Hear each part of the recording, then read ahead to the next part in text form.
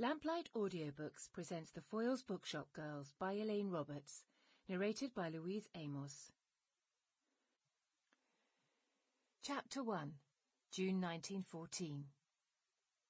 Alice Taylor was a little breathless. A small bead of perspiration had formed on her forehead.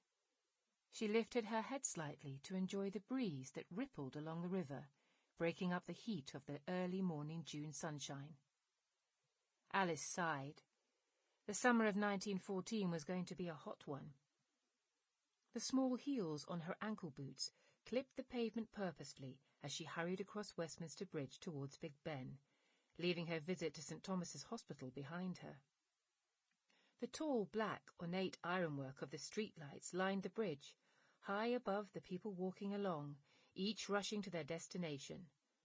Horses pulled their carts, leaving piles of dung in their wake. The everyday pungent stench went unnoticed by everyone. Children leant against the sides of the bridge to enjoy the boats chugging along the river. Their arms were outstretched, waving as they got nearer. Some mothers stopped to enjoy the scene, while others shouted to hurry their children along. "Come on, we'll be late. You can watch them another time. Don't let me have to tell you again." A woman snatched her child away from the side of the bridge and dragged him along the road, scuffing his worn shoes as he went. On another day, she would have stopped to admire the boats and the sun glinting off the River Thames, but not today. If she didn't get a move on, she'd be late. An army of people had gathered outside the Houses of Parliament, and Alice glanced over, intrigued by what they were all looking at. Shrill voices chanting, "Votes for women!" carried through the air. She took a step towards the crowd that was growing in size. "Votes for women!" A single voice rang out. Alice came to an abrupt standstill. That was Lily's voice, wasn't it?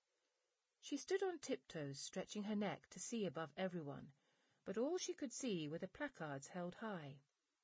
She wrinkled her nose as the strong smell of coffee wafted around her. Crowds were building, spilling on to the pavement. Men frowned and shook their heads as they were made to step into the road. A deep voice shouted out, causing the spectators to look around. "Get back to your kitchens!" "It shouldn't be allowed! God help us all if women get the vote!" another yelled as he walked by. Some women jeered in response, while others mumbled to each other. People stopped and stared. They all wanted to see what the commotion was about, but not wanting to get involved, they moved on quickly. Sample complete. Ready to continue?